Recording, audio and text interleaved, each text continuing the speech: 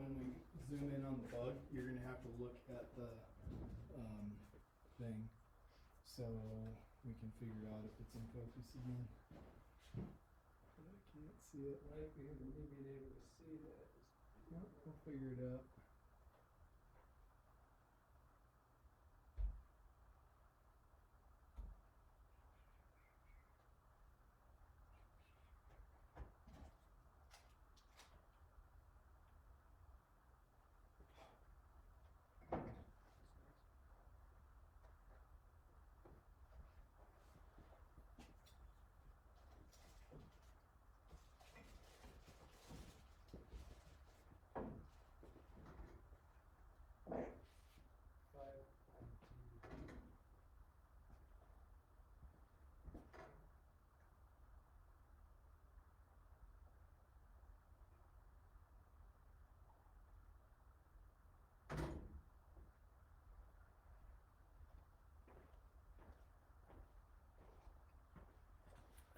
I can't see the,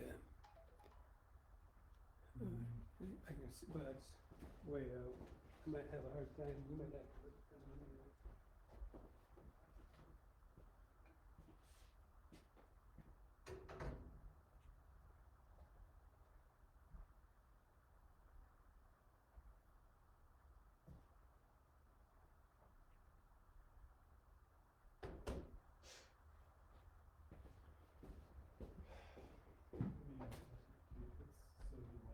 There's like a 5 or 10 second delay on this. What do you mean? I see it, I still can't see it in the camera.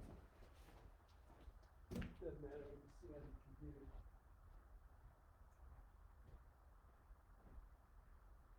What do you mean? So, right when you just put your coffee cup down, that's what just came on. I don't understand.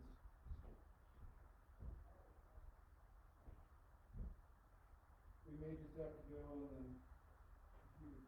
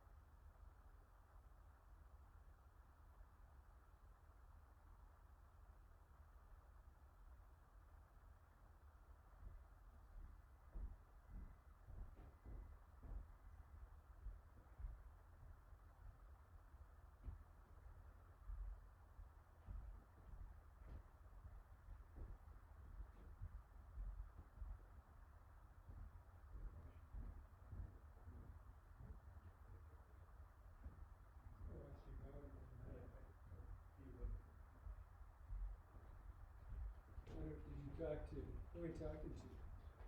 Facebook. Is there a mediator?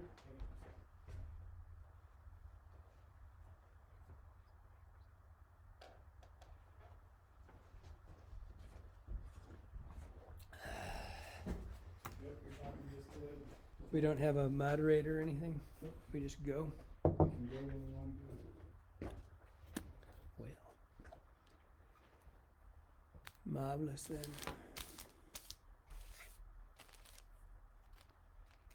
What time is it? Time to go? Not really. It's a little after 7.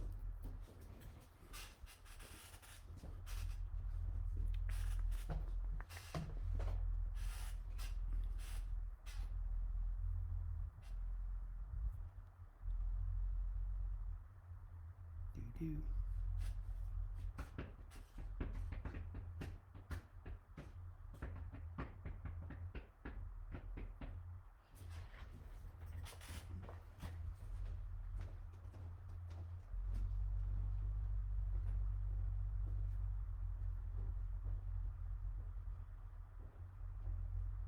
Tom says he can hear us. Yep. Picture looks good. Okay, we have audio. We're just gonna need some assistance when we zoom in. So, since how we don't have a, I guess we just start. You start when you wanna zoom in and get ready for to let me know, or actually I can see it here. So, Tom, you can hear us. So, we can't hear you, but That's all right. say Mono a mono. when we can start tying, let's start tying. Are we live? Yep, we've been going for a while. We got 27 people in growing and watching. Good evenings from Whiting Farms. Good evenings, Whiting Farms. Got some folks, a lot of folks from Canada, California, some Indiana. Ooh, we got a good Indiana fly to start with. Bluegill, where are you? Up there. Whiting says start time. Start tying? Who's waiting? I would guess it's time. Mister? Probably not. I would guess. All right, let's get going. So, right before we get started, I'm going to do 2 flies for sure. We got an hour, I guess. My mouth runs too much, so we'll run over, I'm sure. I'm going to do a single hook fly and just show you a couple things of how we do with that. And then I'm going to do an articulated fly, which is a new one that no one has seen. I don't know, I keep looking at this monitor here, so I don't. So over here, we're going to do this. This doesn't even have a name. This thing has just been crushing for me. And so then if we've got time and we get done, I'll do a dungeon. Sorry, I keep looking over there. You're up here. So I'll do a dungeon afterwards if I've got time. I already did the back end of it. If we've got time, I'll do that too. We'll see what happens. So we're going to zoom in. If I need to, for whatever reason, I'll have my phone here that I can see messages from Tom or either Tom. And if that happens, we can zoom back and forth. But I'm going to zoom in on the bug and then just go from there. So, and I'll try to show you everything I'm going to be using. Go ahead and zoom that in. Out goes you.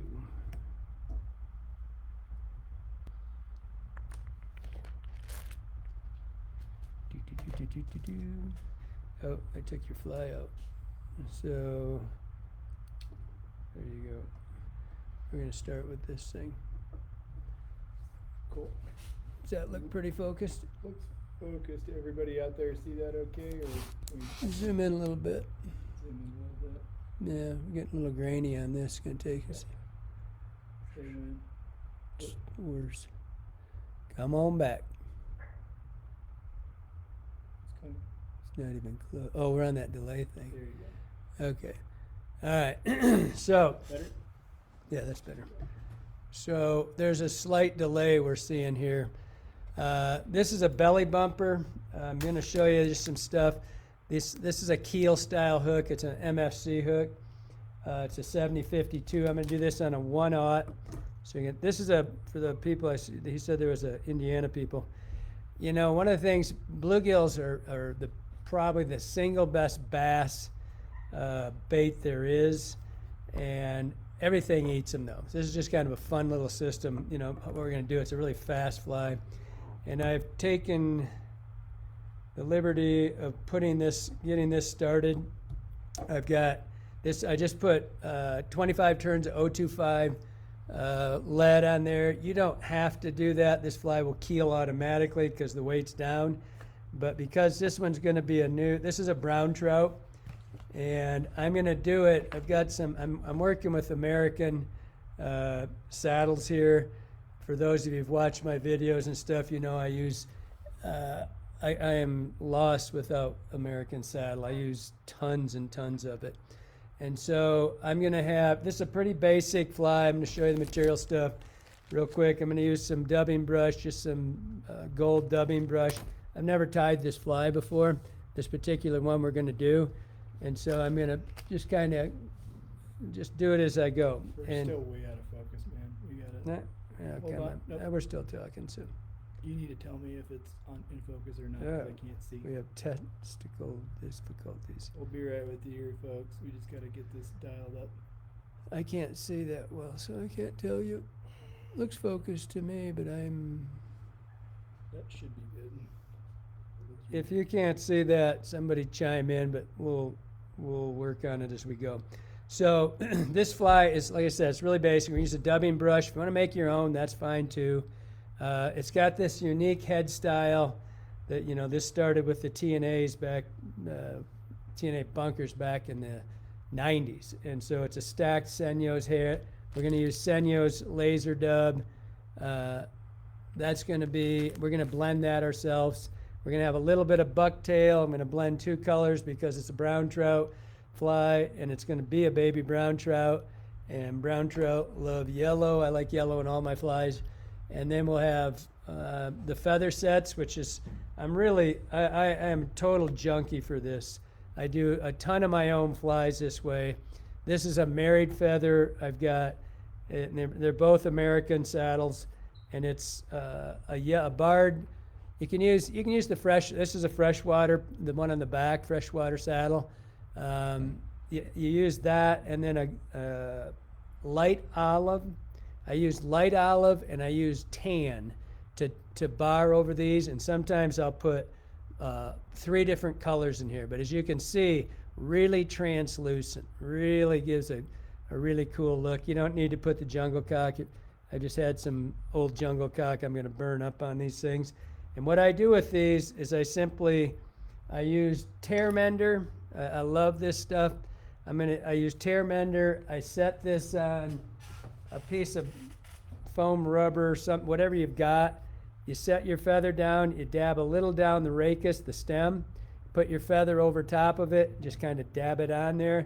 You don't need much. About 1/4 to 1/2 inch is plenty. And then same thing with your jungle cock if you care to do one. And lastly, it'll have a couple eyes on it. So, like I said, I already started this, and I took the liberty. I put some UV resin on that, and so so it doesn't, the body doesn't sink down into it. And like I said, if you want to do a dubbing brush on this, or make your own, that's great. If you want to just do a loop, that's fine too. This is going to be, I do this basically so it helps eliminate any of the potential, if your body your material's going down into that lead. And so I generally start down here because it grabs this stuff better. And we're going to work this back. We'll go kind of quick. We're going to go about to the 2/3 mark, just to the end of that lead right there. And this gives you gets a start of your color of your body underneath there. We'll just zoom him. I'm going to go as quick as I can, so hopefully we can get 3 in. So now I'm going to just take this dubbing brush, and I'm going to stroke this stuff back. When you do this, try to keep it all going in one direction, and you don't have to. And if you pull it up a little bit, it won't trap as much. And you don't have to. It's spun, so it's going to keep wrapping. It's going to fight you as you go forward.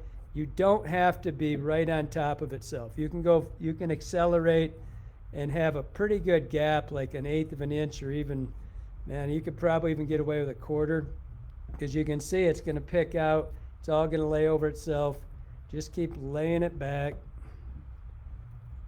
It'll fight you a little bit, especially when you get up here. But don't worry about this. It's going to cover when it's wet. Just keep working it back like this and up, and get just about to the bend. I'm going to leave myself just a little bit of space right here. Again, this is however you want to do. I do these with dubbing brushes. Some of these, this is a dubbing brush that I just made of my own. Give yourself on these wires, I like to give it 2 at least, and come back over top of it. I'm using GSP 100. I tie pretty much all my streamers on GSP 100. So now you can see we're going to get some serious build here.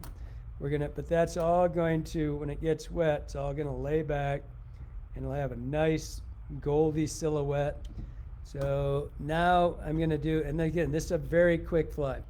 So we've built our body, and you can see this one here. This is a little shad one. This is a commercial tie. Underneath there, you can put your fluorescing wings if you want underneath there, shine through. This one we're not going to. It's going to just be, you'll have a little bit of the gold, but not much. That body is plenty very much plenty shine. So I already grabbed some of this. Like I said, I've never tied this. I just wanted to do something I hadn't done. And so in any of my trout flies, brown trout are always, that's my target market. That's what I'm really looking for. And so I like yellow in any of my brown trout flies. And I want the yellow, this fly is going to ride like this, hook down. So I'm going to switch that over once I've got that in there.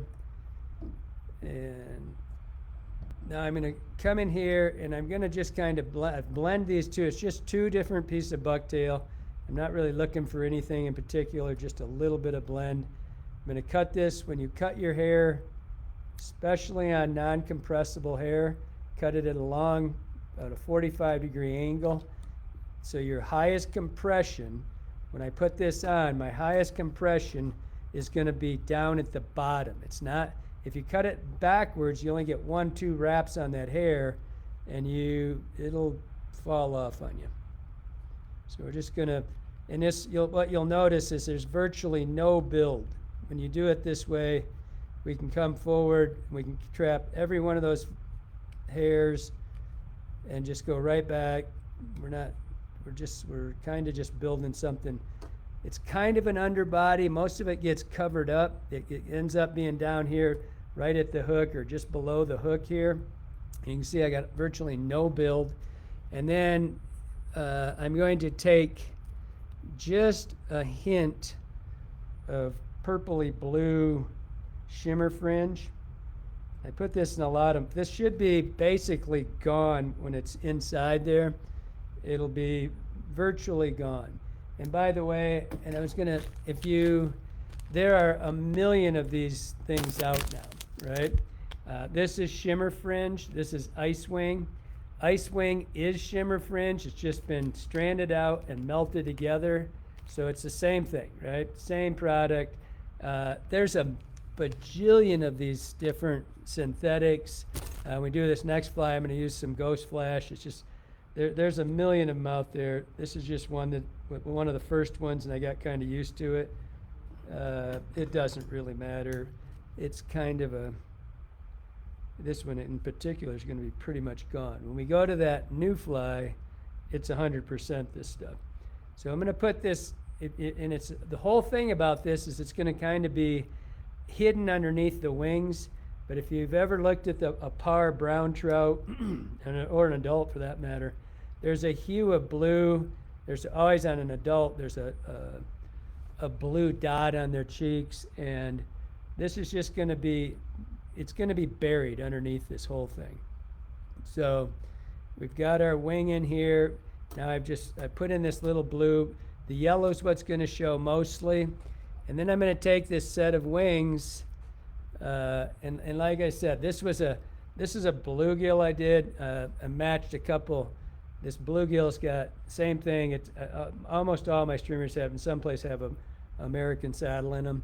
It's got one for barring. It's got a little hen, just a cheek right there.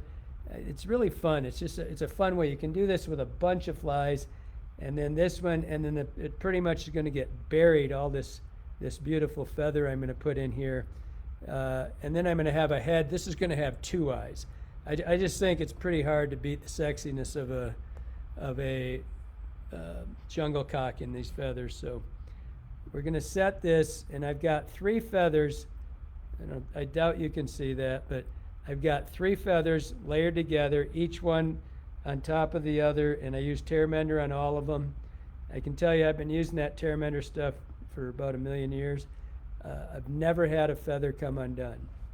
And so we're going to set it on each side. I'm going to leave it back. I'll set your side first. I'm going to set this, and I'm going to leave it back just a little bit. I'm going to set this on top of the hook, but I'm going to have the feathers, are going to basically cover everything underneath this fly. And when it gets wet, some of that will stick down underneath there. And all we're looking for is that kind of basic shape and silhouette of the brown trout. And that's what this is going to be. It's just kind of a small, it could be a trout, brown trout, rainbow, anything with the par marks. So I'm going to set this in here, and as you can see, I'm really not tightening my feather down. I just set it and I get it where I want it. I've got 2 or 3 turns of thread, and I'm not reefing on these hackles. I'm just setting them. I'm going to take the other one, go to the other side, and before I set it, I'm going to try to kind of get them matched up so that grizzly down there. So they're about the same length, just so I don't have to mess with them too much once they're on. And I'm going to do the same thing. I'm going to give it 1, 2, 3 turns, just progressively, a little, not really reefing on them. I don't want to spin that feather in any direction. I want it to stay right where I put it. And I'm going to take a quick look to see if your side, the off side, just make sure that they're laid down, the feathers are covering over this material. This bucktail is just supposed to show up now and then. It's not supposed to be a dominant thing in any respect. So once you get that in there, everything looks good on both sides, you're happy with your set, and you come back in here. This one's actually a little long. We're going to make a head with this. I don't like the way that's setting. Okay, now I'm going to just nice, even, see, I'm not reefing on that. I'm just, once it's set, and then it's fine. And then we just cut the stems off. Just get all these out of the way. But if you reef on those, if you really tighten down hard on those feathers, they're going to spin on you. But once you've got this here, just clean it up. Come down here, right to the eye. And again, not really putting a lot of effort into this, pulling down on this feather. So when you get here, all you have done now is you've got wraps. So you got a nice clean spot for this head. You've got wraps on it. Just take a look. Is everything where you want it? Everything's good. Don't worry about any of this stuff on the side. You're going to cover this with your dub anyway, your head, and it's going to get an eye. I'm going to have, so essentially this is going to have 4 eyes on it. So I'm using laser dub, and any of you that followed my flies, you know this whole style of head of stacking started with wool, and then Greg came out with this, Senyo came out with this laser dub, and the rest is history. I can't live without this stuff. I tie it in tons of my flies. And so for the bottom, and it's a fun, unique system, and it's super easy to do. So I've taken white and yellow because I'm going to try to do a brown trout, right? I want it to have a little bit of yellow into it, but it's kind of a pale. And so all I did was take 50-50, yellow and white, and I put it on top of itself and simply, hey, that didn't help that feather out. Simply go over top of it and just, where'd we go? Just kind of blend it in. Don't try to get it one cut. Just kind of whatever it ends up. Don't sit here for a half hour and get it a shade. Have it kind of mottled looking. So what we're going to do is we're going to give yourself a little wax on your thread right here, just enough to set it. We're going to break this, what's left here, into thirds. And so those thirds are when we get done, the whole thing's going to be covered like this so you won't see it. So take a piece of this, and you don't need much, right? I'm going to use popsicle stick width. I don't even know if they have popsicles anymore. But back in the Stone Age, we had popsicles. And so I'm going to have this piece, and you can always cut this stuff out. But what I want you to be really aware of is the fact that we're not going to have any of this material on the side. And this is a super simple technique. You're going to take the material in your left hand, wrap it around your hook like this, and now you're going to form, I'll turn it sideways so you can see it. It's going to make a little U shape underneath there, right? When you bend it, it's making a U. So you come in here and you put it wherever you want. You just hold it really tight on the top, and you're pulling really hard on the bottom too, right? And you put it wherever you want. You want it back here, it's just wherever you set that, and then you hold it and give it one really clean, hard pull 2, 3, set. Don't worry, that's it. We don't have to really refine it. Now I've got some brown and olive, and I just mixed this up. And all I'm going to do is I'm looking at this to see if it's kind of the shade, you know, of the feathers. That's all I'm looking for. I don't, you know, whatever color you see in a brown trout, in a juvenile brown trout head, blend it. Just find what you want. I frequently use this black to tone these things. This one, I think I put a little bit in it. I can't remember. I did it in advance so that we could move a little quicker. Might not have made enough. So this one, I want the top one, the first one, I want this one to be sure it's got maybe just a little heavier, maybe a third more than you did on the bottom one. So come in here, bend it, you know, make that U so you can see that U. Come right down over top of the other one, nice and tight. Don't let your pressure off. Come right in there, move forward to the front third, repeat.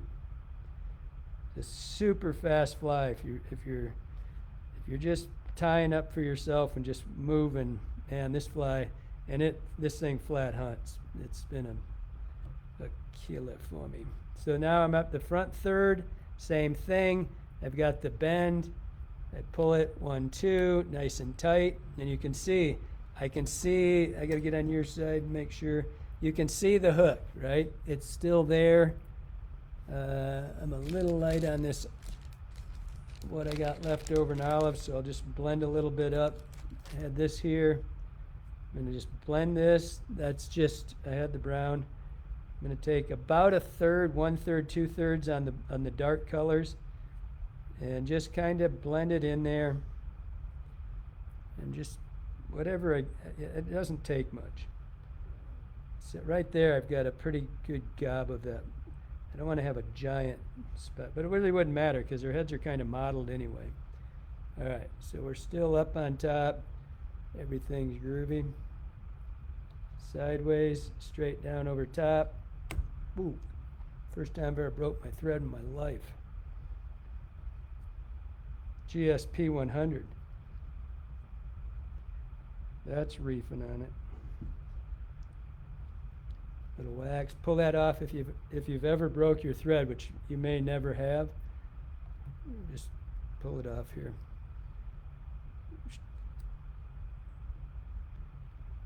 As Davy McPhail would say, tidy up a bit. So, I'm really not too concerned about that up here. You'll see why in a second when we put these eyes on, but I'm going to wrap back, make sure everything's clean. Come back to this guy, flatten that back out, bend it over, come over, stay in that third zone. I'm pushing a little bit forward. There. Now whip this. You're going to glue this thing to death, so it's not we're not real worried about that thread breaking. So now we're going to, and this is kind of the critical part of this fly. When you're setting this eye, it gets a little crazy on you because we are going to use crazy glue. And so I want you to look things over, just kind of let this, you can see some of that, whoa, holy smokes. Now we are going to have issues. Man, I'm going to get more people writing in saying, what the hell was that? Somewhere in there I cut that thread on the backside. Shit's getting crazy here. Good thing you can't see me. I'm not happy right now that I just did that. When I said you're going to pluck some of it out, I didn't mean you'd pluck the whole thing out. Must have lobbed my thread off. Now I've cut my thread twice in my life. I was doing a seminar in Sacramento and I broke my thread, and they said that, and the guy, I said, God, that's the first time I've ever broke my thread in my life. The guy's like, are you kidding me? Yes, I am. All right. Not sure what happened there, but can't find Uh-oh. Johnny just came running in and grabbed the camera, so something must have went wrong. I never hide a mistake. It's not me. Should be good now. Oh, is that the thing where it shuts off? Thought it was the top one. It was the bottom when it busted out. Okay, so it must be when I did my thread right there, when I broke that, I loosened that up and didn't fix it. Hack job on aisle 1. What am I hitting? Man, we may have a burr in our bobbin. Once is bad, twice is worse, 3 is something's going on here. I don't know. Beaver. Johnny, will you grab me another bobbin? I don't know what's happening there, but I have a pretty good feeling that that bobbin's scoring that thread.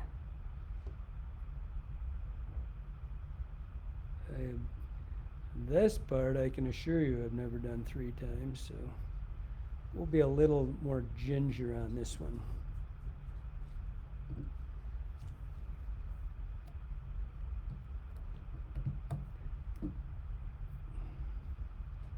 So now we're back to, I lost both pieces of that, so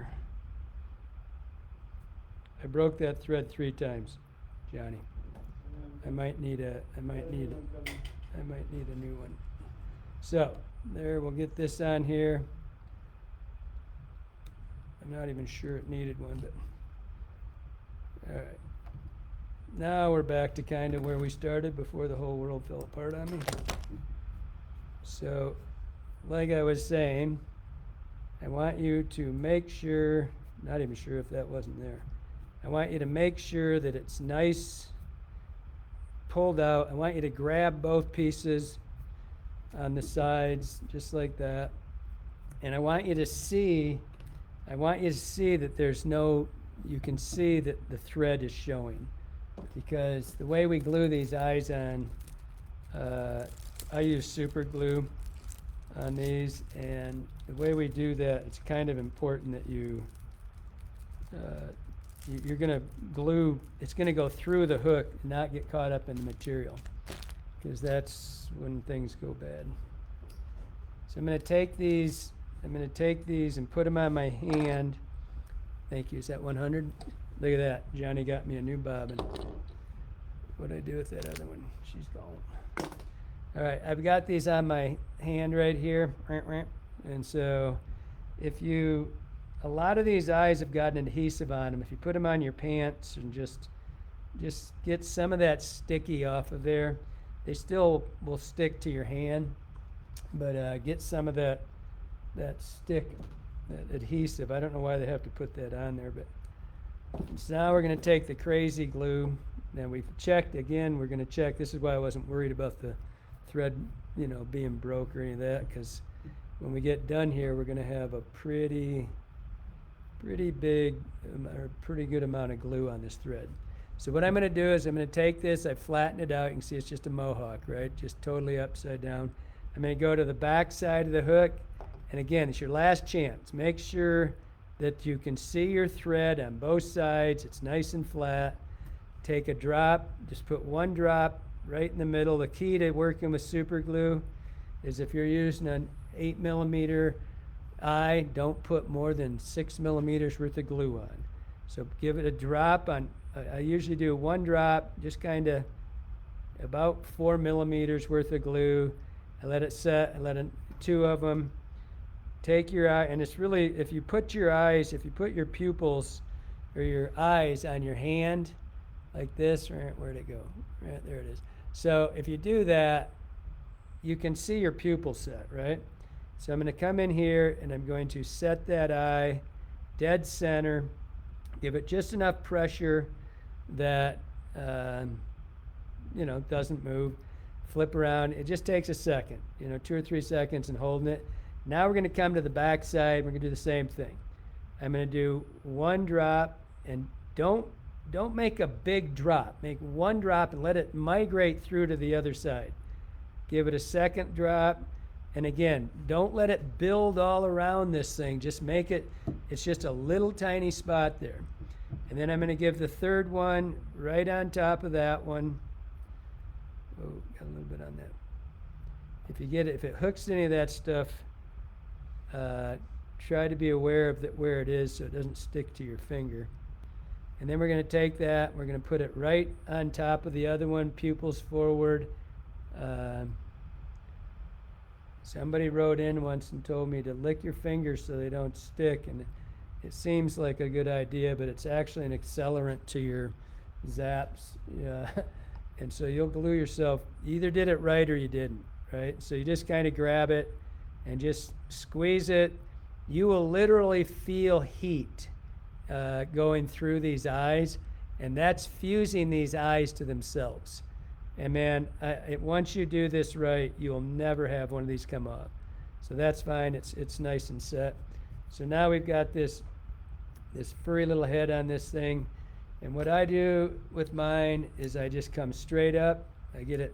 If you want to brush it out, comb it out, however you want to do it, just get it so you know it's all loose, right? However you want to do it. You want to take a wire brush to it, fine, doesn't matter. We want it to lay back everywhere. We're just going to go straight up the head. I went straight up. I've got a straight face cut like that. Couldn't be more blunt, right? And then just do it in a handful of cuts. Come through it and just leave it bigger than you think you need it. Just lay it back, let it lay back into the head. All right, perfect. Then just same thing. Just come from the top and lay it right in. Let these things blend into themselves. Let the white blend into, or the white and yellow blend into the gold. Don't make harsh cuts on this stuff. That's nice. It's nice and laid back. And then just a couple cuts to trim it up. And right in, if you cut some of that gold, beautiful. Don't worry about it. Don't worry about it. So now you got a nice shape, and just be aware that you want a little bit more on there than you want. Don't trim it to the shape that you actually want it to end up. Leave it a little bit big. See how that's just a little bit higher than that wing? And when everything gets wet, it'll get just a little bit less there, lay down, and it'll all marry nicely into itself.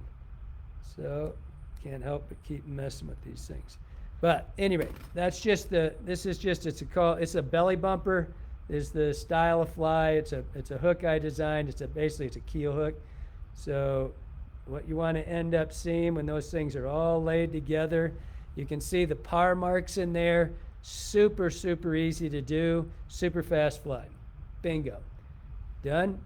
Put this over here in this thing that my buddy Robert Evans made me. And I just got it today. He didn't like my cheesy ones that I have that I use in my videos. So he made me a very nice one. So that's the baby brown trout. Now we're going to go into, moving quickly as we can.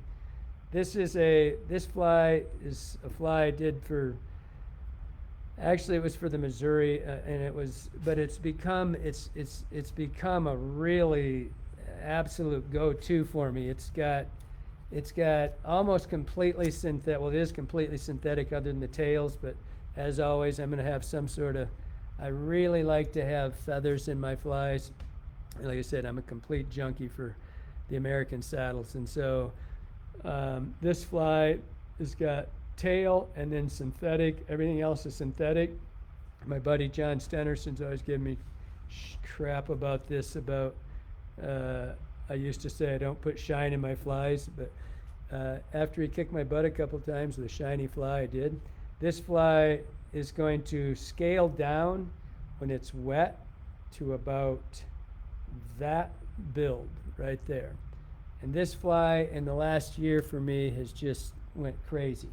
On this fly, it's going to be on a 70-50 or a 70-52. and which is the ring eye hook, which where they go to. It's a 2 and a 1. It's an MFC. I'm trying to get all this crap out of here.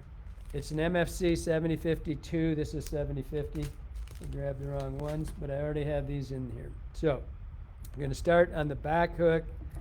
Obviously, it's an articulated fly. Oh, I feel pretty fancy with my new bobbin. Get this thing tightened up where it belongs. Okay, just a little wax. I've got my wax on my finger. Learned that from Davey McPhail. If you've never watched his videos, do. The guy's a genius. So we're going to come in here and we're going to work this back. And what I do with that sample, I really, because you're not going to have a sample fly because I haven't produced these yet. The back side of it's going to have mylar. So I'm going to have, I didn't go through what I'm going to use. I'm going to use mylar thread for the underbody. And then we're going to have UV polar chenille on the back. And then we're going to have some predator wrap or the longer UV polar chenille in the front. And then we're going to use, I don't know if you've seen this. This kind of a new product called Ghost Flash. This stuff it's kind of like the ice wing, and we're going to have ice wing in it too. So we're going to have this as the main wing. Then we're going to have 3 colors of either ice wing or shimmer fringe, whichever you care to use. And that's it. And then we're going to have the eye thing. So we're going to work back here. New bobbin, a little tight. We're going to come back to just in front of the point of the hook. And what do I do with that? I'm going to rib, this is just going to have it rib all the way up. This is mylar. It's kind of, in the first ones I did of this, I didn't put this on. And just because there's so much stuff underneath it, but it just kind of, I could see when I looked through it at the hook, I could see in back here, I could see the black, and it just bugged me. Does it make a difference? No, it didn't, because the fish crushed that first one. The greatest feeling in the world is when you get one that right out of the gate they crush, but you end up thinking it's not going to work after that day. This one happened to. By the way, there's several different bait fish in the West that are, like Cisco's is a big one. This is there's a bunch of shad patterns that are kind of goldish. And so I wrap that forward to the halfway, just a little bit forward to the halfway point. And now I'll keep showing you this. The feather, it's not traditionally tied in. It's tied in at the midpoint, right? So the feather or the deceiver tail. And I've already, somewhere in here, I've already got a couple of these, and you can either, like if these two I put together, you can either put them together and glue them, or just set them independent. I'm going to set these right on top, but I want it to go down on each side, same thing. 3-4 turns, make sure your feather's there. I want these really long. For those of you who've seen, if you look at this fly, this is how long these feathers are the same length, right? Maybe just a little longer. And people are always, if you've watched any of my stuff or heard me talk, I don't believe they hit the tail of the fly. They hit the head of the fly to kill it. I know I had somebody write in, I want that just a little shorter, just because that one's shorter. I had somebody write in and tell me that they've seen smelt. The one time you'll see fish that might slash at flies is especially in lakes and when there's big schoolies like smelt and alewives and stuff like that.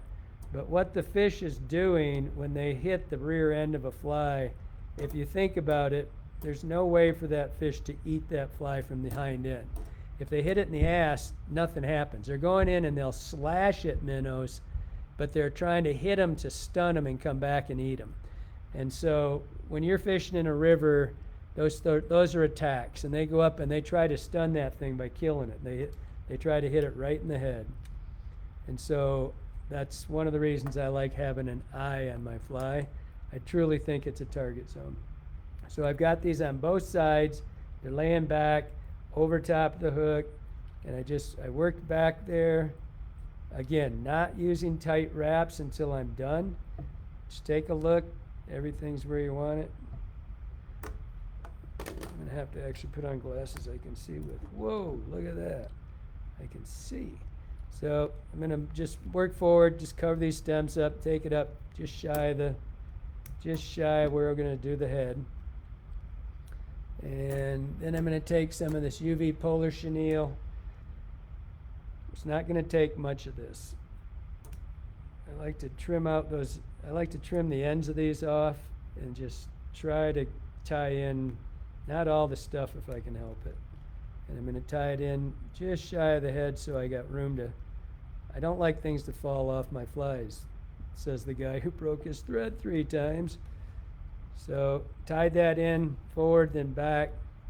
And again, keep looking at, you know, you'll have to, I'll take a picture of this or whatever. But just keep looking. You can see underneath there's about 4 wraps of this stuff, right? And then we're going to build our body out of our other stuff. So same thing. By the way, this is not Kelly's night. I unstranded that, and I didn't redo it. It was trying to go unravel on me, and this was breaking loose. So I just went back and caught it quick. Just putting this stuff, this is just enough flash to get it. It's just enough. I think I've got 5 turns on there. 6 maybe, I don't know. It's just this is simply an underwing. And because I hooked that thing and it already started unraveling, cut it up about 1/8 of an inch above that. It was already starting to unravel on me. Cut it off about 1/8 of an inch, so you're just tying in those, just the fibers, just not all the bulk. Clean that up. Bingo. I don't want, there's not a ton of flash underneath here. And so then we're going to, you can see, so it's got 4 or 5 turns underneath there, and then we're going to put this other fibers on. And so, where'd they go to? Right in front of me. So I'm going to use that, where'd that ghost flash go? Here it is. I took this out of the bag to show, so I could show you what it was, and immediately dropped it, and it went all over the place, and I had to put a zip tie on it. But this is a ghost flash, the Seville stuff. I absolutely love this stuff. I've used it. I do this fly in 3 or 4 colors, and one of them is this one, and the other one's kind of a shad color. But if you try not to let it get unstranded like I did, it will work better for you. And so this one's going to have 3 colors on it. It's going to have yellow shimmer fringe, ghost flash, and then it's going to have some more blue herring shimmer fringe. So the first one's going to be, and I'm going to take this one, and again, this is up to you. I like to lay it back somewhere in the 2/3 mark, just past the halfway part, anywhere in there. Cut it at an angle, same as you did to the bucktail, and you kind of want to put some heat on this stuff.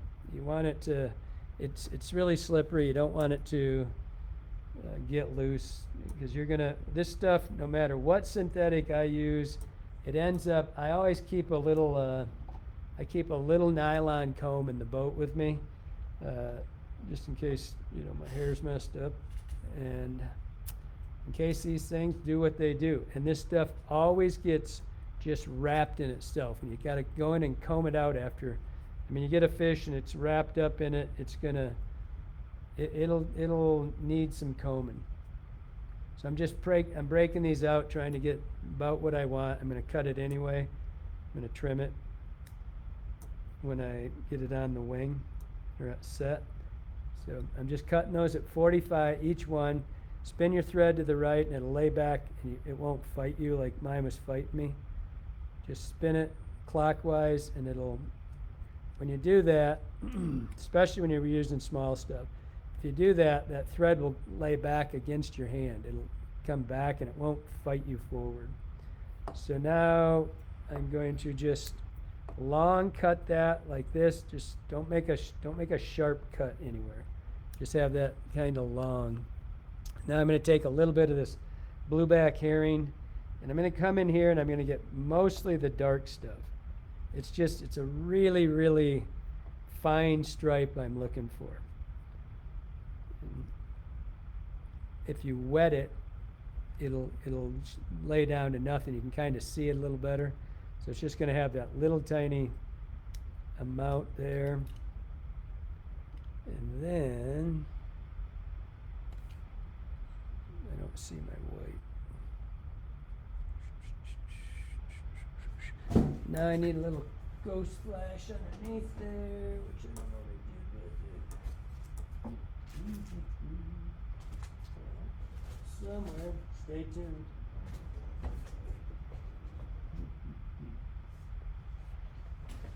I don't know what I did with it. Well, we'll use some of this polar flash. So I'm going to give it just a, this is Predator wrap, I think is what it was, and they renamed it. But I'm going to give it just a little bit underneath here, just kind of a throat down here. And I want it to go back maybe a third of the way into this.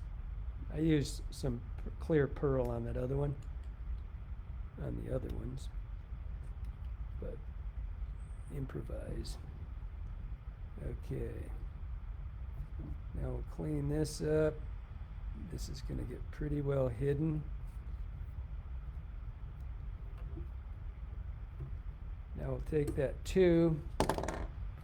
We'll hit this with a little bit of, give it a little bit of glue. Set you aside.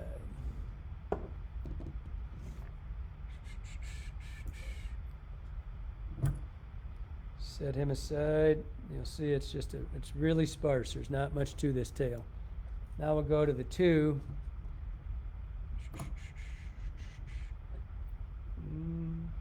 When you're working with this GSP thread, if you wax it just a little bit, then it really helps you out. It's a lot easier it sticks a lot better. So this one, and again, you're just going to have to look at this to kind of get an idea. It's going to have a pretty big head on it, but most of it's going to get glued in. And so, but I want the head, I'm going to leave a pretty big space for it, because I'm going to try to build this head with, when we put the eye on, we're going to build a little bulk, which you'll see up front here. And so, and then you'll see when we tone it that it's going to, with this blueback herring, it's going to make a really nice two-tone body. So, find my wire. Things have gone crazy here. For those of you who didn't see last week, we missed because we couldn't get audio, which a lot of people would say is a good thing. But we didn't, so we were panicking this afternoon trying to get this thing going again. Do dozens of these Zoom meetings, never have an issue. But for this one, don't ever cut your wire with your thread or with your scissors. Get a dedicated pair. I'm going to put in 1 pearl bead. On this one I used a glass one. I'm going to put a little bigger one in just because these are sitting here. Where'd it go? And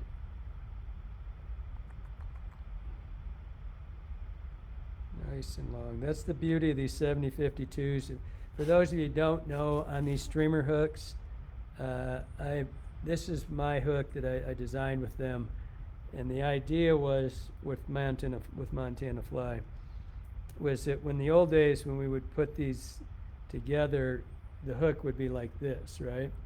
And so you'd have to wrap it through. Now it goes around the hook. And you should, I've got way too much wire here. I just didn't want to fight that. And so this way you can see it lays parallel, and you want these, you can't have those wires crossed, right? But it's a lot easier to tie these in on the top of the hook. Just, you tie it in right there, pull it, and they're automatically they're automatically set because the hook's a vertical ring eye. It's not a horizontal ring eye. So you see how that stuck? I had the wax back there, and that really, even on that it sticks. So when you do these, when you set this, I like to pull this forward until the bead hits. So I don't want it pulled tight, and I don't want it way back here. I pull that till this bead hits the hook right here, right at the back of the hook, and I still want a gap back there.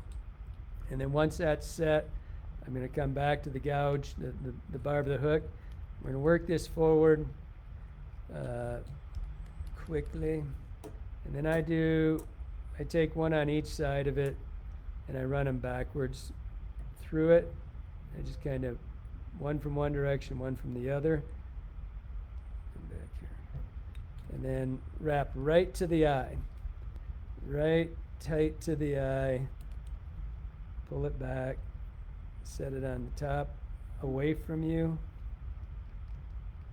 Just both sides, nice and tight. You couldn't pull this out. We've tried. We've done lots trying to get these to pull out. It's impossible. You couldn't. And for that matter, if you were to glue these, and some people don't want to do the wrap back. I do it on every one of my flies. I don't care. The day you don't do it's the day one pulls out, and man, life sucks. So now we're just going to hook this here. We're going to come in, and now you're going to see the same thing on this one. We're kind of basically going to repeat the steps. I'm going to do mylar back here. We're going to come up to about the 1/3 mark. You'll see it's about right here, and that's where we're going to put our predator wrap or the UV, the polar chenille. You want to be using 1 1/4 inch, 1 1/2. And we're going to trim it so it doesn't really matter. So I'm going to start that. I can see it's a good idea to start that stuff. Leave your thread when you first start doing these things. If you have a sample or whatever you're working with, if you can get an idea. But I'm going to have this end at the 3rd point. And so, I'll just tie this in right here. And you can go back if you want. You can go back with your thread and start at the back. I'm just going to wrap it back and bring it forward. Just give a little extra bulk. So I'm just coming back here, nice even turns. You can see how I'm really tight on this, really tight. And then when I get to that last one, stretch this. Make sure it's tight, tight, tight. If it's loose, first fish you hook's going to get a tooth in there, and that's going to unravel on you. So back to this 1/3 mark. Couple wraps forward. See that? Bumped that. Couple wraps forward. I bumped that and loosened it up, so I just gave it a tight pull. Now we're back to there. So we're going to do the UV polar chenille or the predator wrap or whatever you've got. And this is too long, and I'm going to trim this because I can't find one that fits just exactly where I want it to. I want it to come back to that right there. If you've got some 1 inch that sits where you like, 1 1/4, whatever it is, I think this is 2 inch on this stuff. I like the ability to trim it out anyway. So I'm going to set that right. I have a lot of stuff in there. Get it nice and tight.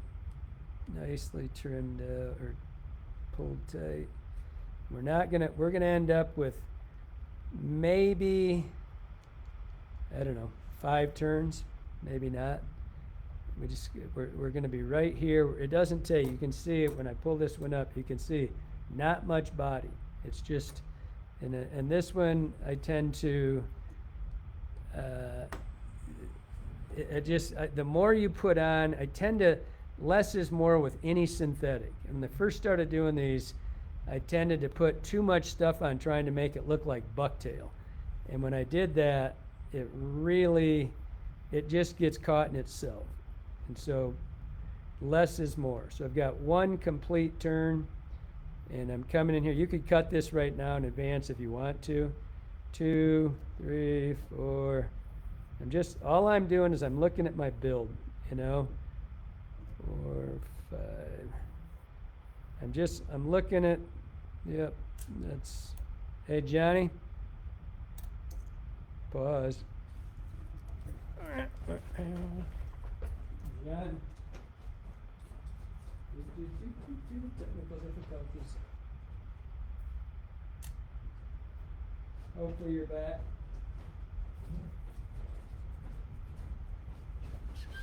You're back. Camera shut off on me. Had to go. So I've got 5 turns on there. My faithful assistant Johnny's in the back actually working. So 5 turns, and now it's super easy to work with this stuff. Just take it, get it all one piece. And again, I don't really have it. I like it to come back. I like the front stuff to come about halfway into the back hook, right? You can see it's laying all over the place, about halfway back into it. And just as one piece, just kind of, take an eyeball, look it right over top of your fly, halfway, down. Bingo, what was that noise? So, we're moving quickly. So now we're gonna take a relatively heavy, without showing you, without telling you, this is gonna be about, there's gonna be 3 colors in this thing, so it's gonna be yellow. You're just gonna have to see what blend you like. I start with I love yellow. I said that on the other fly. It's a real trigger. And a lot of your bait fish have a hue on their lateral line of yellow. I don't care which one it is. And so on this first piece that I put down here, it's gonna be pretty heavy. I can assure you, you'll see as soon as you tie one of these, you'll have to comb it out a little bit when you first start fishing it. So I'm going to bring this into about the halfway point of the back wing. That's not too critical. Cut it at 45, lay it on top. Make sure you take your thumb and your forefinger, pinch it, and hold it tight and build this up. And now we're going to start, this is one of the few times we're going to start building bulk in the head. We actually want the head to build up now because we're going to flare it out a little bit. And so, beaver. Next, we're going to, beaver is Johnny, by the way, if that's who I was yelling for, because I needed some. Will you get me some pearl ice wing or shimmer fringe? I don't have any here. I wanted to make sure I didn't have it for. I don't care. Ice wing is fine. Anything pearl. So the next one is going to be this really fine purple, and thanking you. And it's going to be, this is supposed to be a hint. It's not supposed to be a lot of stuff in here. Again, if you wet it, you'll see how thin it's going to end up, and it's going to be and same thing. We're going to layer this in, and we're going to cut this after the fact, and from here forward, I got ahead of myself. I'm going to lay this on top, and I'm going to start letting this. You can see I went all the way to the eye, right? And what I'm going to do is I'm going to start building these colors, so when we put the eye on, they're going to show through. And we're going to take that back and just make sure, same thing, make sure you pinch it, keep it on top. Now we're going to take that ghost wing, which is the actual fly that's what this is for. And this stuff, there's a we've got them online, you can see all the colors, but there's a multitude of colors of this stuff. I keep mostly the bait fish colors that we stock, but I'm sure there's guys that have every one of them. I think there's about 30 of them. This one's got to be at least as big, if not a little bit heavier than the yellow. It's going to be, it's pretty substantial. But again, remember, you cannot, the more you put in on this stuff, the more fibers get wrapped in themselves, less is more. So I'm going to take that to about, I cut it at a 45, took it down to the quarter. And I'm holding it really tight so it's building kind of in little bundles, right? And then I'll trim that all out when I'm done.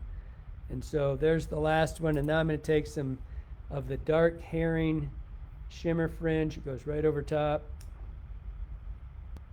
Same thing. And this one, I want you to go advance your thread. You're not worrying too much about really tight turns. It's actually a little bit better if you don't, because you'll get this color effect on top. So now I want you to take the last one, tie it in right on top, right at the eye, and then give it a couple turns, and so you can work back, and then make it, you're going to lose a couple because it's so tight, but we're going to glue this, so just, you'll lose a few. But try to let this one fold just a little bit over. And right now you can't see it, but when we put this UV on, it's going to go through that stuff, and you're going to see this black stripe. And the last thing was UV pearl, or any ghost fiber you've got. I'm going to use some ice wing for the belly. I like UV pearls on the bellies of a lot of my flies.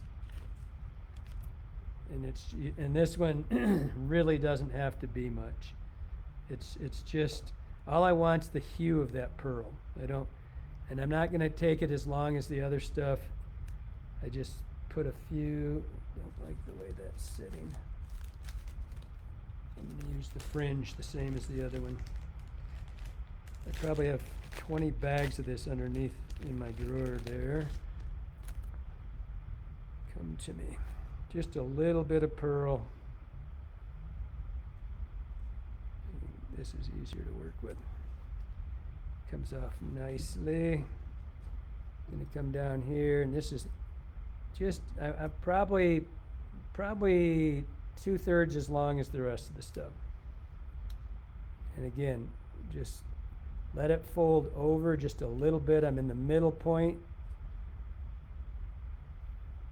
And this, it really doesn't matter. I'm holding it on your side just a little bit. I'm trying to build a little bit of bulk to this head. But it's all going to go, as soon as you put this glue on there, it's going to fade to the color underneath it. So, boom. Now, look at that. That's pretty fast. Same thing with the eye. We're going to take, where'd you guys go to? We're going to take, this one's not quite as critical. We're going to glue this eye on the side, but we're going to glue it with the UV. And so everything's, we're just going to stick it to look and see where we want it. We want this head to stick forward, right? We want that head to build up. And so you're just going to sit here and kind of just give it an idea where you want it. Just a touch. And don't worry about anything before you move on. I have that a little bit off to the side. I don't like that. I want it on top. And so as you look down over top of this fly right now, and I'll turn it towards you so you're looking at it. As you look down, I want you to see what I'm doing. I'm setting those, see how it's layering, and you can see the layers, right? And I'm letting it glue. I didn't take the adhesive off the eye this time. And so I'm letting it glue the fibers in and up. You can see there. So this one's same thing. I'm just kind of looking it over and making sure they're where they belong. And we're letting it grab anything it wants. And then I'm just going to look things over to make sure it's, I did it on the back one. That's the one that, and this one's just a little bit forward.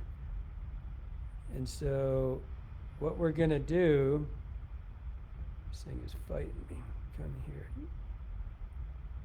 So I want them to be level. Okay. And so I'm leaving that, see how it's staying Everything's up. We want those eyes to be here. Just play with it. Don't rush it. So now we're going to take this UV resin and we're going to drop it down inside there. And that's what, just let it fall right inside. Same with the bottom. This is a little thicker.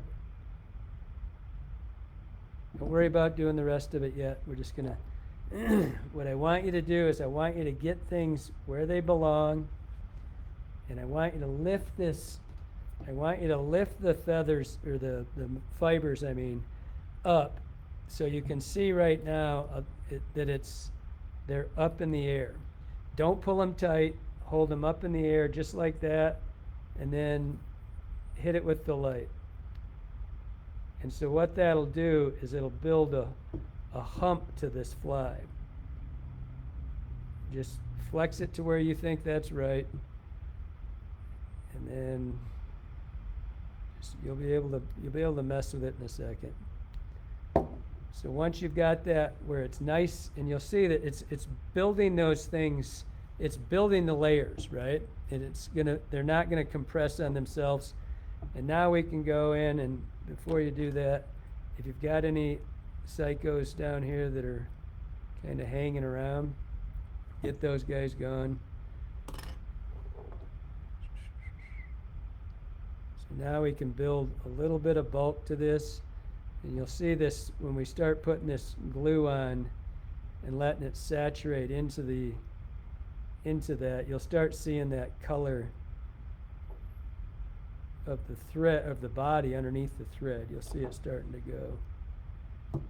So we'll get around there. Had a little bit more drop than I wanted. Come along, come along.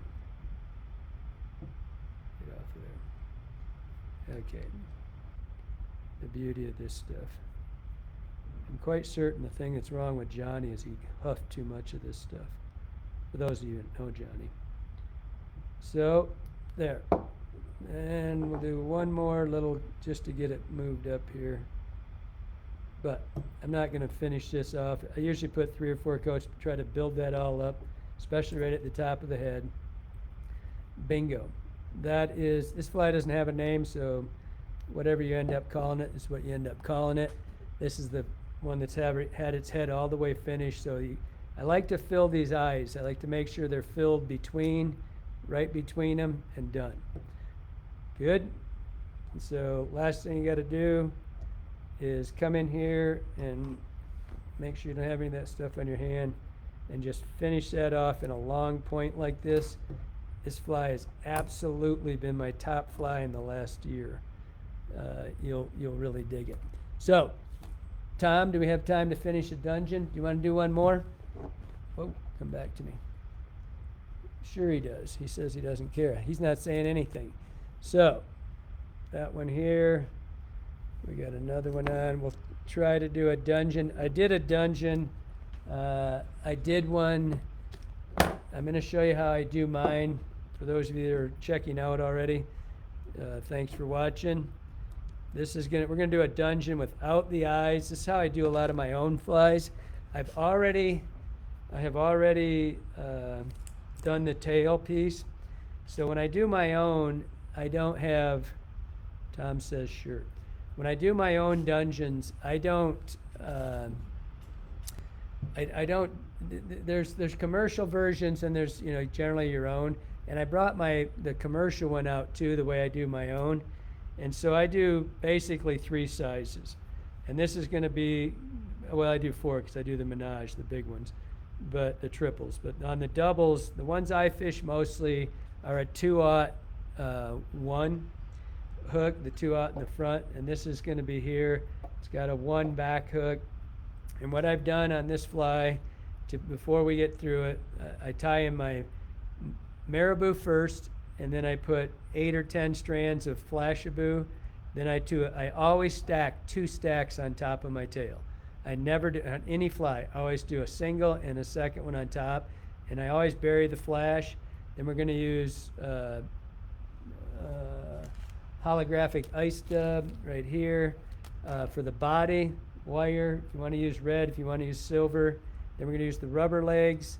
And I put, on this size fly, I put 3 on the back and the front 4. And then I do a marabou that goes halfway down the other one. So back to the same thing we did with the, and on this particular fly, I used the 0.46 millimeter wire. It's the heavier of the, it's still 19 strand. And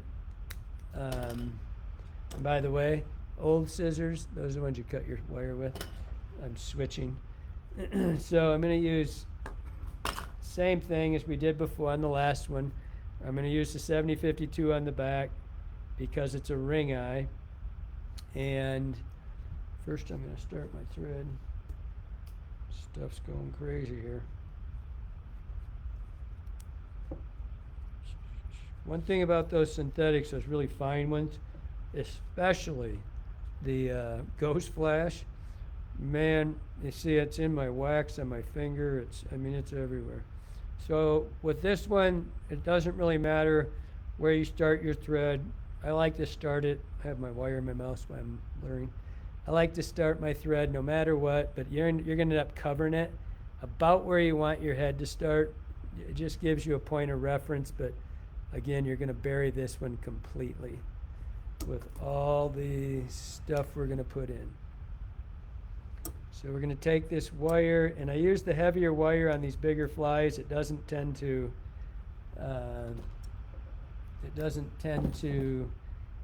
wrap around your hook as badly.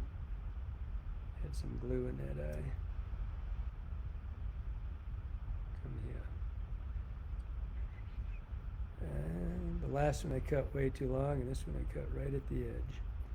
So when I do these, I always, and again, this is a vertical eye, so it hangs, you know, it's down eye. It's vertical instead of flat like this. And so I do it, I come in and I just bend the wire so it kind of kinks it. So I get a little kink in the wire like that. And I'm going to put on same thing, I'm going to put on a pearl bead on this one. I do red beads, I do pearl beads on them, it's whatever you like. Just make sure when you're doing this, make sure when you put this hook, when you put this through the eye and you've done your little crimp thing, when you set this, make sure that you don't let those cross like that. They cannot cross.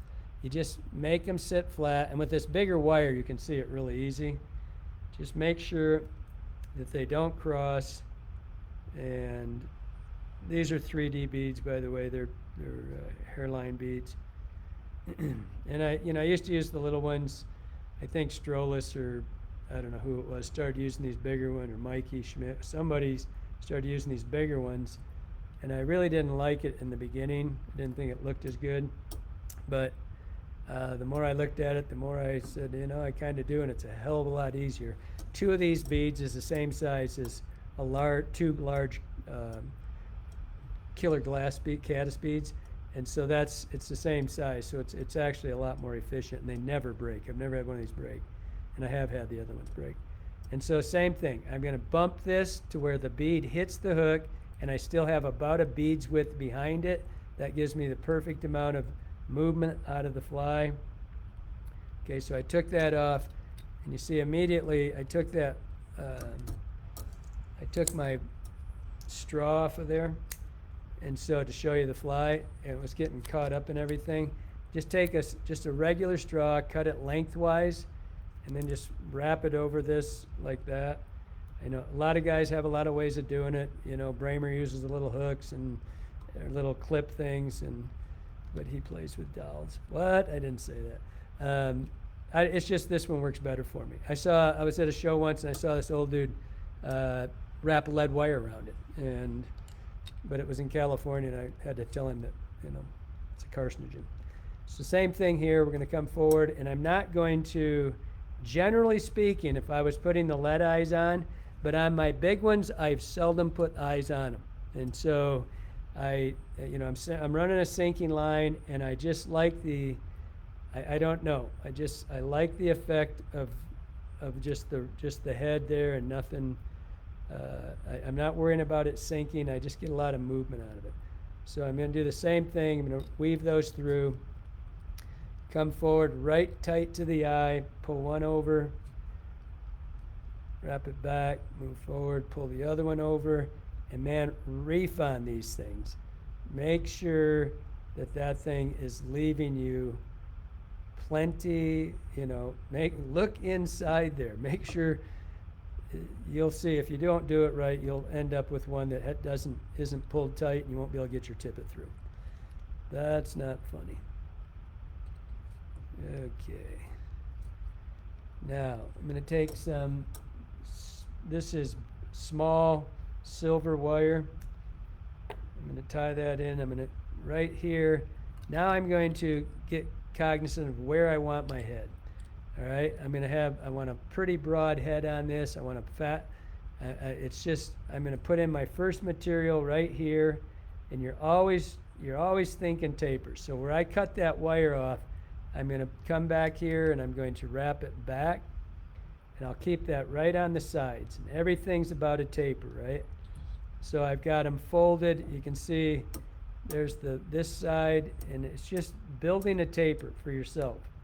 It's not that important in a streamer as it is on, wet flies and mayflies and stuff where you want tapers everything, but it just gets you going. So I've got that tied in. Now in my tail, I've got some holographic silver Flashaboo. I do the same thing in this one. I'm going to take about 6 or 8 strands, and I'm going to fold these back, and again, it could be 6, 8, 10. I just dropped those, and so now I'm putting them back in here. Just going to get them all the same length on one side. I'm going to cut them off, right? So everything's the same length. I don't know how many are there, maybe 10. So I just cut them off so they're the same length on one side. Everybody's happy. Come over here, and I don't like, this is one of the flies where I don't like to see a lot of flash. I want it to come out now and then, but I don't want it to be in, just really bold. So I'm going to take this and I'm going to wet it, and you can see immediately it turns into one piece. So I'm not fighting that. And then you can check and see that they're the same length. I'm going to put it on the back side, your side, and I want it to sit roughly, maybe a 1/4 inch past the eye of the hook. So it's not way back here because it gets caught up in things. I don't want it too short. So it's going to be right in here, just roughly 1/4 inch back, and just soft wrap, just grab it and let it flare out and just let it roll around, right here. It's the length you want it. Bring it back up to about here, about to where your one piece of wire or your tinsel or counter rib was, and then come in here and just go to the other side, hold this in your one hand, go to the other side, you see the other ones, and they're all the same size. They're all the same length, right? Piece of cake. And now when it dries out, it starts going crazy again. Now, as I said, I use American saddles and I use American capes. On my smaller ones, I tend to use the capes and not the saddles. And you can see that's kind of in close up. But I tend to use the saddles more than I do the capes. On the minis, the only time I use the other ones. I look through here. The thing about American saddles is there's all this up here at the top is all schloppany, right? Then you get down just a little bit and you start seeing more like shiny hackle. And so I try to find one kind in between. Is for my rib that's going to be on here, but that's not what I'm picking right now. I'm getting to another part of this. So I'm looking for a feather. I'm going to use in there a little bit of shine to it, and a little bit of just a little bit of schloppany kind of web.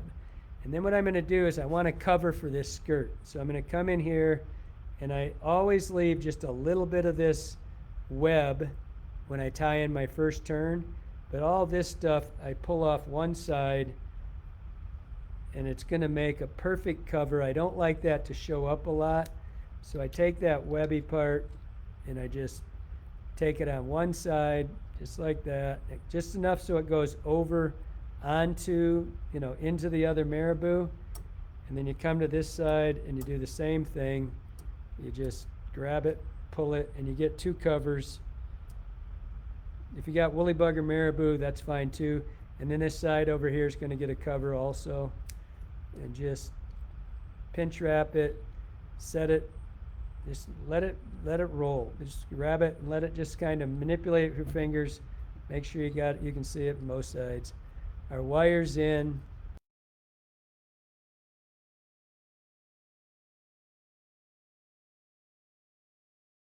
My dubbing loop.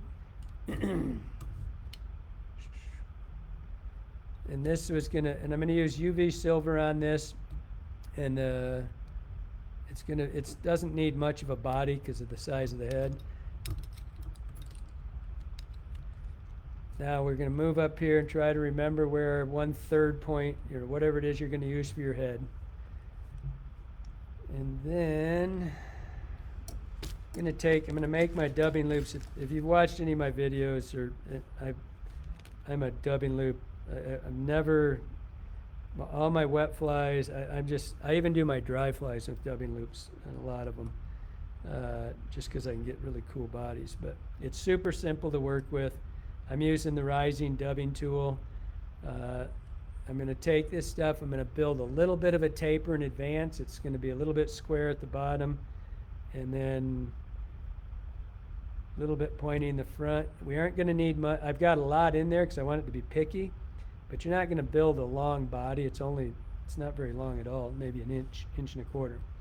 And so just put this in here and let it start its thing, and then just give it a spin. That's the beauty of this tool. You hold this on your finger here and just give it a spin, and it's instant. Pick it out wherever you want it. If you don't like it, loosen it up, and you can shorten things and just redo it and go. And then on our first turn, hold your thread and make sure that first one is just so anchored it's incredible. About every fourth or fifth one, just give it just reef on it, pull down on it, get somewhere up close to where your 1/3 point is. You're gonna wow, it's nice to be able to pull on that thread and not have it break. Now I'm going to take this, and if you want to right now, if you want to brush it, if you want to pick it out, whatever you want to do, I don't think you need to. It'll be, if you did it right, it'll be all picky up front anyway, and you're going to trap it a little bit. You can do this afterwards. Now I'm going to take this saddle, and again, I like to use a little bit of that fluff in there, the after shaft, the fuzzy fibers, barbulars. Tom will yell at me if I don't say the right word. Tying the rachis, he likes that. I like to tie mine on the bottom, and everybody, a lot of people tie in their hackle different. I like to tie it on the bottom. I come up and bump my thread, catch it, come on the back side of it, and then just catch it like that. What that does, it gets me on my rotation. It's just how I've always done it. I just come in from the side. And so I'm going to take this, and that stem's still down there. I'll get that later. I always put this one full turn at the head, and it's fuzzy, right? You can see it here. And I use that it's like marabou, and then just advance back and make sure everything's beautiful. One last turn. Catch your wire that you set in there a long time ago. Catch that hackle. Now, make sure everything's nice and splayed out here. Everybody's happy. No, if your hackle's, the straighter up and down is, the better. And then just rip through it, get a nice angle, and just rip through it, and you won't catch anything. it'll be just perfect. Do 2 or 3 wraps right there, break it off. My stem's still sticking out there. I can get that now if I want to. Cut him off. Boom. Now, a little bit of that after shaft stuff, the fuzzy stuff, got trapped there when I was wrapping it. So I'll just pick it out. Nice. Camera's off. Technical difficulties.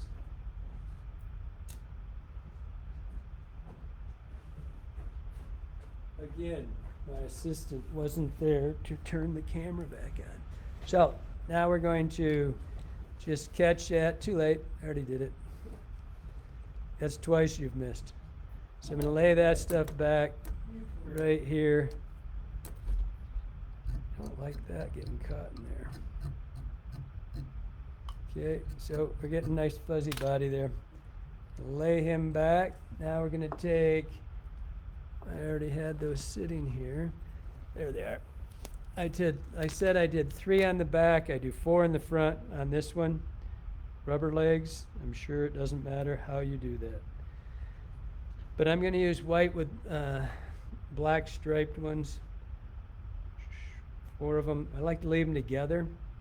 I'm going to set this on top, all of them on one side, and I want you to see, because this is really a helpful tip. So I went from right to left, from my right shoulder to my left shoulder over the top, and then without any pressure on your thread, go from left to right and do a figure 8 over the top of these. Just pick it up and make sure everything is set exactly where you want it. Are they the right length? Are they the same length? Just make sure there is absolutely no pressure on that thread. And so you can see at the top there's a perfect little X right through it. And so now, without doing anything, go 1, 2 on your second wrap, double check, and then pull straight down, and you will have perfect amount of pressure. You notice that nothing moved, right? They're not twisting. This is a great thing to do when you're doing when you're laying in your dry fly legs or patch rubber leg style or anything like that. Just they'll stay right where they belong. Okay? And so that was nice. I want them back a little bit further. Now we get to do that twice. Man, I've had like 2 mistakes tonight. Wait a minute, maybe 30. So I'm just going to, I kind of rushed that a little bit with my thread. I just want it where I want it. So I don't know why people won't go backwards and redo their stuff. So same thing. 2 wraps. It was just like I said, I was about an 1/8 inch too far forward. I come forward, I look at it, I've got 2 wraps on it. I'm going to come forward of that. I got 2 light figure 8. Then I'm just going to go 1, 2, pull straight down, and there they are. Now we're going to give it a thing of marabou. And I give this 2 turns. This is different than the original Dungeons and they didn't have wings on it. I've put wings on the top wing on a lot of mine for a long time. I'm just finding, and again, I use 2 hackles. I just always use 2 marabou plumes. Bottom one's not real big. I always layer them. First one's going to go just over the skirt cover. The skirt's is the flash buoy put in. So we're going to put in, lay him right in between the wings, set him, I kind of screwed around there and let it get sideways. Right there, 1, 2, just set it. And this one should be a bigger plume. This plume is as big a one as you can get, right? And so just double check, set this, make sure he's dead on top. Clean you up, tidy up. Dead on top, take this one, just damp it so you can see. Rushing. Going as fast as I can. All right, this one I want to go at least halfway into the other wing if I can. I'm just going to cover this up.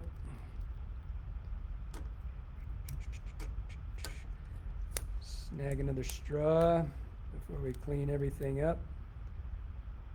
And now we will put a wing on it. So we're going to put a, a pretty heavy duty collar on this. And so I'm going to have a pretty good gob of this stuff, maybe even a little more. I have a comb in my, it's a Dynaking comb holder. This is a simple trick. If you take these combs, just a cheap nylon, get the 2 different size teeth in it, and you take the, before you stack it, put it in, take your hair, and when you're looking at it, you take the hair and you roll it in your hand like that so it flares it out. Go through the big side and go through the second side, and you're just trying to get this fuzz out of here. That's all you're trying to do. And so now we're going to put this in your stacker. This is a swinger stacker. These things are pretty cool. They're square. The hole's down here. It's a one-handed tool, so you don't have to have pieces rolling around. And then just put it in and stack it away. Don't do this on your dining room table. Cost you money. Okay, so we got a nice stacked head, and I'm going to make this about a third of the length of the fly, right? That's totally up to you. But when we tie this in, we're not going to use this as part of the head. We're going to do a collar. This is also how you do a elk-hair caddis if you want to do an elk-hair properly and get total flotation. So come in here and just roll it, get it about the length you want. We're going to come in right where we gauge it, and we're going to cut it square. Nice square cut right here, right? Just nothing in my hand, just the tips of that. And so when I tie this in, I'm going to spin my thread. I want it to be kind of oval. And when I do that, it's not going to fight me. It's going to lay right where it belongs. I'm not fighting this thread anyway. So I'm going to come over here, and I'm going to catch that, and I'm going to pull down, and you'll see when you see this happen, it makes a perfect elk-hair caddis. So I pull one turn, and I start pulling until I don't really see my thread. But if you notice, I've got my finger and my thumb really tightly grabbed around the hook. So I got one complete turn, and as I start to see the thread disappear into the hair, I go right over top of it, and I do 2 pulls. All right, and it's just as tight as I can do it. And now I've not let go of my thumb and my forefinger, and so then just go right through it, 1, 2, and now you've got this perfectly splayed out collar. It won't be on the bottom. You don't want to see it on the bottom. You don't want it to obscure your body. And so now we're just going to do the same thing. We're going to spin 2 here. Got a big deer tick in there. So just like I said, clean this out. When you clean it, it just makes it a lot easier. I'm going to cut the tips off because I saw Chris Helm do that once, and he said he never did, but I thought he did. So I'm going to go right in front of this, and I'm going to go 1. And everybody has their own way. I'm going to go 1 turn around it, just like I did with the collar. And I'm going to watch that start to disappear, and then I'm going to chase it again. And all I'm trying to do is to get that hair to go all the way around the hook right now. I'm just letting it migrate around the hook. And you can take a half turn and you pull it. It'll go around once. If it goes around more than once, you didn't secure it. And it's on this. I'm going to put 2 turns on this, and I'm not packing that. I just want to have room. And with my heads, I do not like my heads packed hard. I want them to build a silhouette. I don't want them to be bulky. I don't want them to hold my fly up. I just want it to make my silhouette. So this one's just a little bit smaller. Same thing. We're going to come in here. We let that work around the hook back here. And so this one we're going to tie in. You're going to take your middle finger, and you're going to catch this hair, here, and you're going to come in from the side. And when you're catching with your finger, it's just to get this out of your way. So same thing.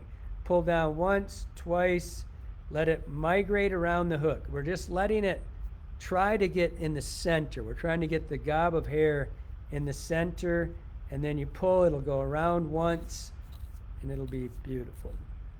And you'll be plenty of hair for your head. Just make sure you've got, I'm not packing that. I'm just giving it so I'm not fighting it to cover up the head, or to cover up, finish the head. Perfect. And then it's just a razor blade game. At this point, if I have a sharp razor blade left over here, and I always do the same thing with mine. I come in at the bottom, and I pull at a 45-degree angle like this, and so I get to the very bottom of the fly. I stabilize my right hand and my left hand, and I hold my thumb on my vise so I'm not wobbling around, and I just make a straight cut just at a 45-degree angle. And I just kind of look it over, and don't go crazy yet. You can cut this twice, 3 times. Just don't go, especially if you're using lead eyes, and don't hit your eyes. And then come in and just go right in one turn, just like that. This blade's kind of dull. It should be, but leave it really big. Don't go in tight right away, because we're gonna leave a lot of bulk to this head. It's just, I want it as wide as I can get it, and so I could probably, longer hair, I could make it even a little wider, that'd be fine. So I'm just coming in and getting a rough cut right here, and then we're gonna pop it out of the vise.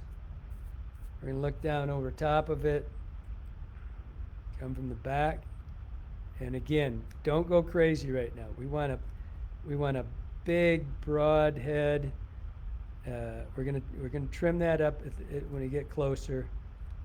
I'm looking down over the top of it. Is what I'm doing to make sure I've got nice, wide, and just pick up any of these hairs that are not part of the collar. Come underneath. Look for your right where your body starts. Just cut some of those out. Just try not to get your rubber legs or that's why we have the straw in there. We're trying not to get any of the stuff that was, boom. Okay.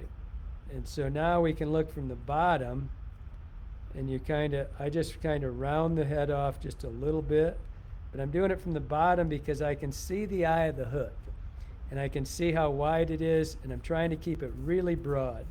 And if you notice, it's really soft. I don't trim mine.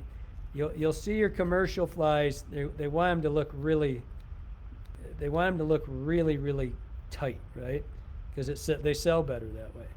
But if you look at mine, they're very soft. Because I'm not trying to build any bulk. I'm trying to just make an illusion of the width of the head. So that's close enough for right now. We're getting done. We're supposed to be done in 40 minutes, Tom said. We never are ever on time. So drop your one straw here, and then take your legs. Get him up here all fuzzy. Get your legs out of there, and just come down and cut them so that they're the same length, both sides. Boom. Same thing with your other straw. Pull that off. I like these I don't like them to go, the back legs, the front legs, as long as they are. I don't like the back ones to go past the tail. I like it to fish just a little bit short of the tail, maybe a quarter, half inch. So that is how I do my bigger dungeons. You could use a little trimming still, but that's the last one. So that's a little bit bigger, a little different than kind of the ones we've done in the past where they, are a little bit tighter, but you can see how broad and everything is on this. It's a much bigger silhouette. The body's, you get an over wing, 2 wings, you're still the thing, and you can see how broad the head is, much wider and much flatter. So that is what we've got for tonight. So appreciate it. Hope you guys liked it. Hope everybody's doing good out there. Thanks again. See ya. Bingo. Hi, y'all. Bye, y'all.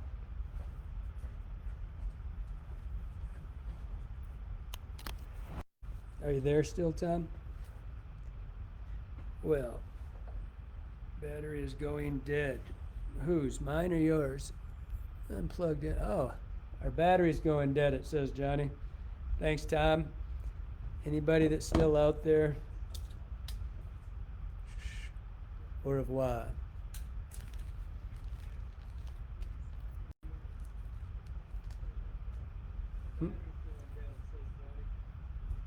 Computer shut down.